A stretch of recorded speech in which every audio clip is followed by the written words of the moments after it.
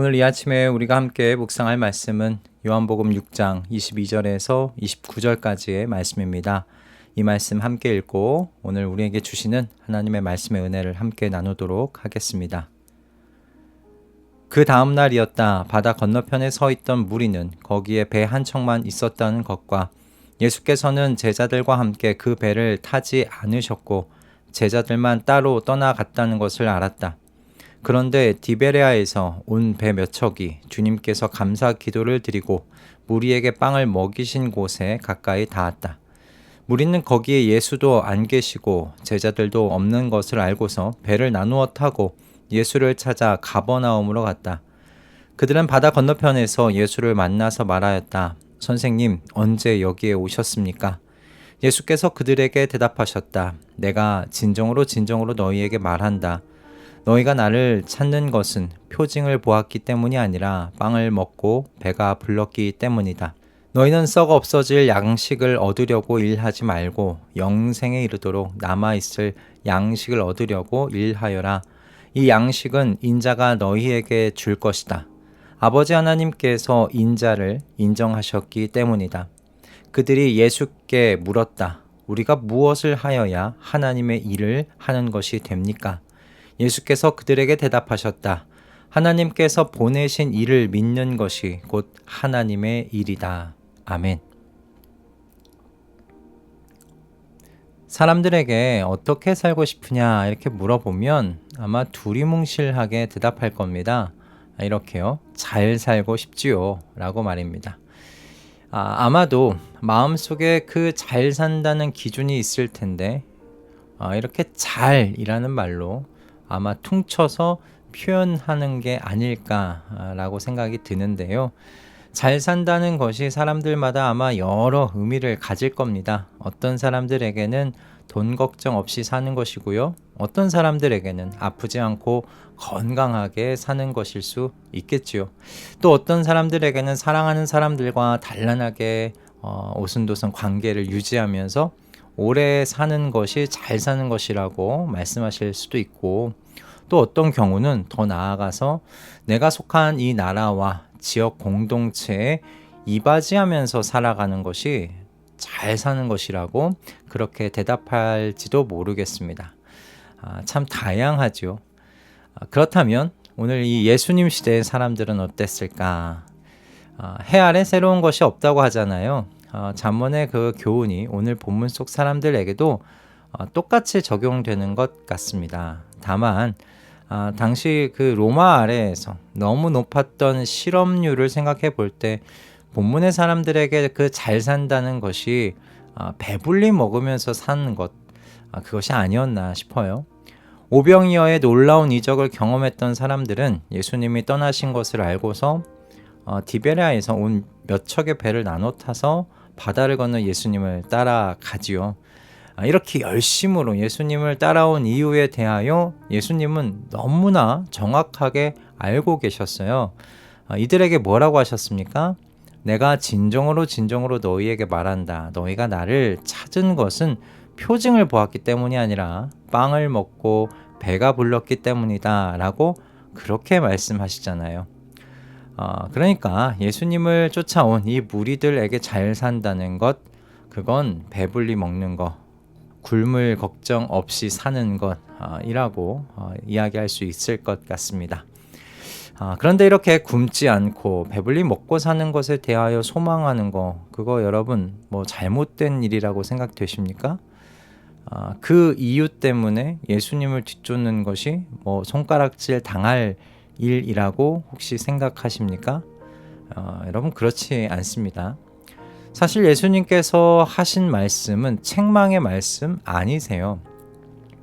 불순한 뭔가 의도를 가지고 나를 따른다 그렇게 말씀하신 것이 아닙니다.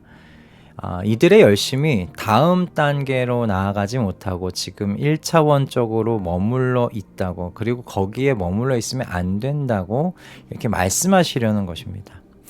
예수님을 쫓아온 사람들은 오병이어의 엄청난 이적을 경험한 사람들입니다. 그러니까 예수님께서 이들에게 한 말씀을 풀어본다면 이렇게 말할 수 있을 것 같아요.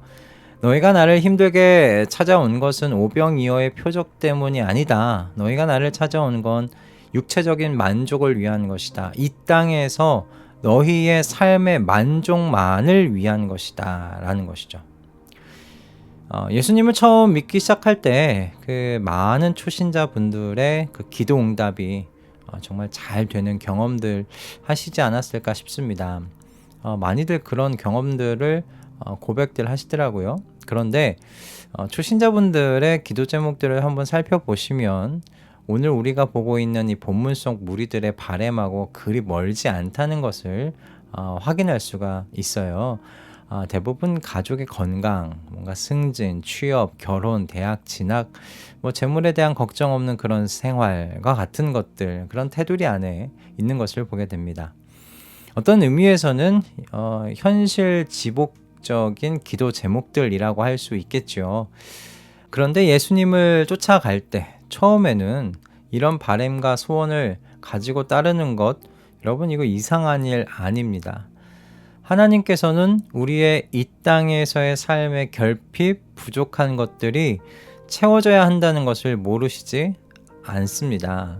오병이어의 기적을 행하시기 전에 예수님께서는 모여든 무리들의 허기지신 것을 아셨어요. 그런데 눈 감지 않으셨습니다. 그 허기지신 것을 해결해 주셨죠. 그것도 먼저 알아서 채워주셨습니다. 그 무리들이 우리 배고픕니다. 우리의 배를 좀 채워주십시오. 우리 허기진 것을 해결해 주십시오. 그렇게 먼저 요구하지 않았습니다. 그러니 이 땅에서 사는 동안 우리에게 결핍된 것들에 대해서 하나님께서 모르시지 않고요. 그러한 것들을 채워달라고 구하는 것도 잘못은 아닙니다. 그러나 문제는 이거죠.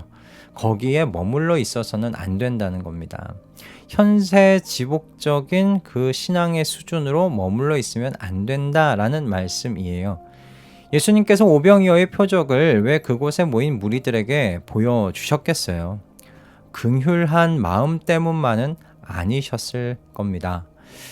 그곳에 모인 무리들에게 하나님의 나라에 대해서 가르치셨고 그 나라의 주인이 지금 여기에 임하셨다는 것을 보여주시기 위함 아니셨겠습니까?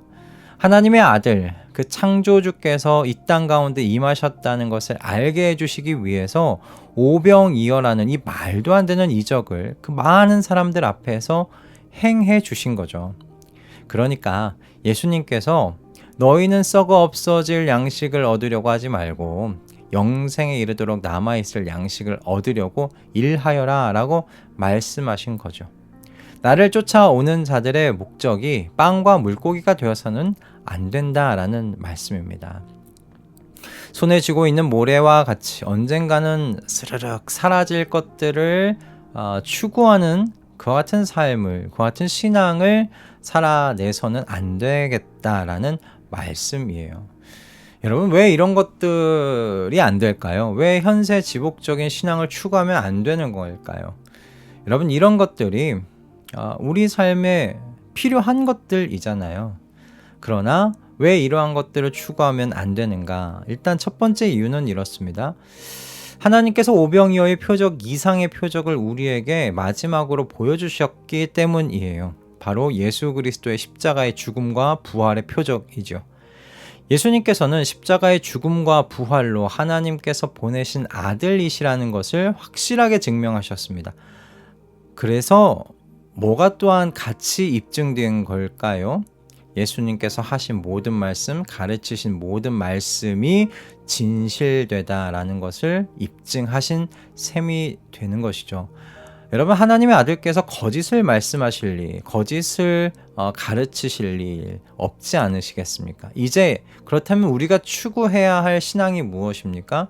이 땅에 있는 것을 찾고 그것을 추구하는 신앙이 아니라 영원한 생명이신 주 예수 그리스도께서 이끌어 오신 그리고 마침내 완성하실 그 하나님의 나라, 여러분, 그것이 우리가 추구해야 할 신앙의 그 근본, 방향이 되어야 하지 않겠습니까? 바로 그것 때문에 예수님께서 현세 지복적인 신앙의 그 자리에 머물러서는 안 된다라고 말씀하시는 거죠. 자, 그리고 두 번째 이유는 여러분, 예수님을 믿는다고 해서 우리가 소망하고 있는 모든 것이 이루어지는 것이 아니기 때문입니다.